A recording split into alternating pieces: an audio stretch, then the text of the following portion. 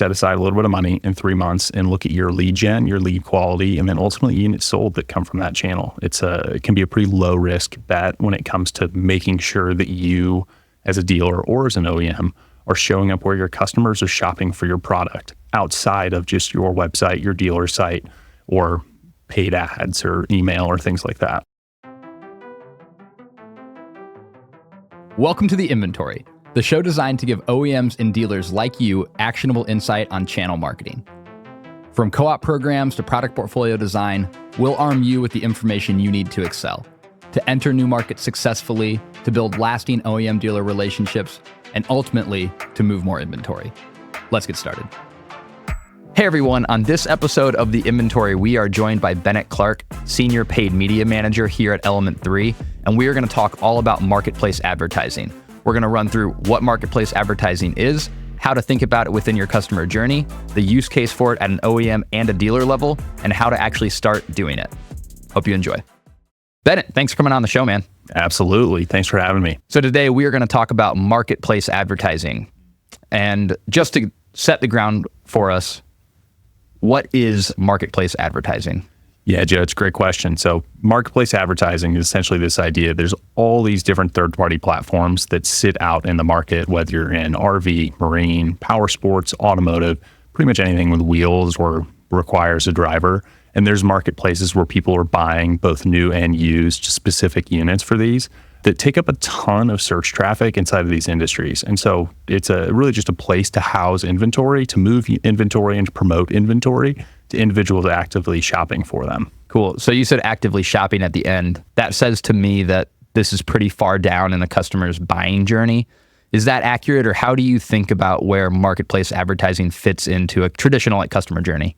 Yeah, no, that's a great question. We reference the Google car buying study all the time around here. And kind of as we look at that, we see marketplaces really starting to emerge kind of 2019, 2020, and really is a huge part of how individuals were shopping, particularly in these kind of tangential industries outside of automotive, which is typically pretty ahead of the curve. And really what we see here is that individuals are coming to these that last moment prior to going to a dealership. The reason for that is in a lot of these industries where it's difficult to house inventory on a website, or at times it can be kind of a clunky digital experience, these marketplaces really kind of emerge as the source of inventory for a lot of these OEMs and at times dealers as well, for individuals to consider what's out there and then decide the dealer that they want to go to based off the inventory they can see on these individual sites. So instead of being I want to go to the Chevy dealer that's next to my house, I might say, well, the Chevy dealer that's 10 miles away has a unit that I actually want. And it now drives which dealer I'm going to. Absolutely. I mean, I think about your own car buying experience. You didn't look up and go through your OEM's website to buy your truck. You looked for a truck that you wanted. You found the truck that you wanted, and then you went to the dealer that had the truck that you wanted. Yep. All that happens really within a marketplace specific in these third-party ecosystems that can happen agnostic to OEM or dealer as well. Got it. So I think to help further define the marketplace then, Carvana is not a marketplace. Yeah, so if we look at a cars.com, Auto Trader, things like that, places where both dealers and OEMs, primarily dealers though, are housing inventory and trying to list inventory. So as individuals are looking for those, it just gives dealers another place to promote their product, another place to house their product, so they can start to move more individuals as leads from these marketplaces into their dealership ecosystem. Got it. So at the end of the day, the point, though, is to still drive the foot traffic and drive absolutely. a unit sale. Yeah. Okay. Yep. So pretty far down the funnel. Great. That makes a bunch of sense. Imagine I'm an OEM. Imagine I'm a dealer. Let's do it for each of them. Yeah. What's the case for an OEM to support marketplace advertising, and what's the case for a dealer to support it? Yeah, let's start on the OEM front. So kind of the carrot for a dealer, right, is if I'm an OEM, I'm sitting in my headquarters and I have 0 locations that I can tie a Google Merchant Center back to actually list inventory inside a Google shopping feed. And if I'm in RV and marine, Google won't even let me list that inventory inside of its shopping feed to begin with. So the only way for people to actually see my products that are sitting on lots is if I have an inventory tool on my website, which is usually at least a few clicks away, or for me to promote existing inventory that my dealers are already listing on these marketplaces. So a place we've seen in RV really effectively is that a tool called RV Trader, a great little marketplace that drives a ton of search traffic in that industry. A lot of these OEMs really struggle to have inventory on their website, or it's just a more difficult digital experience. But all of their dealers are already listing all of their inventory on RV Trader. And so the OEM can really come behind and then start to supercharge those promotions by promoting individual dealer listings, particularly in areas of high inventory concentration or when the days on lot gets really high for particular model types, which allows that OEM to then really start to promote that inventory to help kind of supercharge dealer efforts in a way that's agnostic of the digital experience that the OEM may or may not have. Do you see any like seasonality to that? Like, do you see OEMs pushing harder when they're going to get close to a model year term? Yeah, it's a great question. We've not seen it in terms of like a model year term, but we have seen it in terms of actual seasons. So particularly with like these outdoor toy specific industries, where things get really interesting with that as we start to think about people aren't buying as many boats or RVs in the winter. Makes sense. Where we typically see that like web traffic would be seasonal on a website, and it's kind of a more gentle curve in terms of seasonality. What we see in these marketplaces is they are extremely finicky when it comes to seasonality. So it's really a strike while the iron's hot type of situation. Again, people buy these things year round. But as we think about seasonality and the impact of that, promoting a bunch of RV units in December, kind of a tough market. Whereas if we do it in May or June as the season's picking up, all of a sudden those units are moving really, really quickly off of both marketplaces and the dealer lot as well. Cool. So that makes a lot of sense from the OEM side. I'm helping my dealers move inventory, which is ultimately the currency with dealers.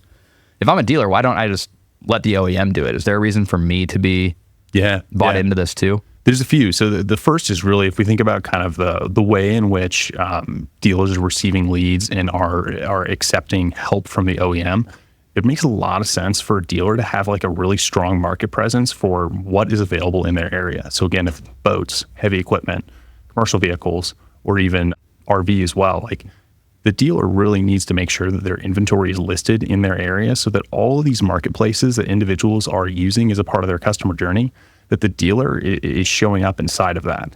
So our classic Bucky's RV example, if Bucky's RV is based out of Oklahoma, it makes a ton of sense for Bucky to make sure that all of his inventory is listed on RV Trader that he's trying to move. Because if it's not, how are people going to know that it's there? It may be embedded on his website somewhere, but that requires Bucky to spend a ton of money on paid search to be competitive in that area, or have really strong organic content, which is also expensive, to try and move up the search rankings. So having inventory inside of a tool like an RV Trader, an RVT, GoRollick, allows Bucky to then come into this ecosystem and have just a third place to start to accept leads who are inquiring on units that are actually on his lot. So what it sounds like in super layman's terms is just skip the line. Absolutely. You don't have to do all the work to have strong SEO, and you don't need to create all this expensive organic content, and you don't need to run your own SEM to get to the top of the list. Just like get on the marketplaces, GoRollick, RV Trader, et cetera, and boom, you're there. Yeah, these companies spend millions of dollars promoting their marketplaces. So we look at like RV Trader or CTT or Commercial Truck Trader, things like that. These companies are spending millions of dollars on paid search and other advertising mediums to take traffic both from OEMs and dealers in these industries. So at this point, it really makes a ton of sense, like for dealers to, yes, you should do localized paid search, you should do localized SEO, and also you should take advantage of the beast that is these marketplaces and make sure that individuals have access to your inventory as they're actively shopping. Yeah, jump on those coattails, baby. Absolutely. Okay, cool. I'm bought in as an OEM. I'm bought in as a dealer. How do I actually actionalize this? How do I get it into my system? Yeah, absolutely. So there's kind of, again, we'll split into the two branches there, right? So from an OEM standpoint, just take an inventory. Which of your dealers are listing inventory? What are they listing? And how long has it been sitting there? Those inputs give you a lot of options when it comes to, do you want to promote that inventory specifically? Do you want to start thinking about a rebate program to move individual pieces of inventory that have been on these tools for, greater than 150 days or things like that? So those are like two really tactical options from an OEM standpoint. And then looking over at the dealer standpoint, just making sure that that inventory is listing. Typically, this is a pretty cheap way for dealers to house inventory. It functions in a very like software as a service type model.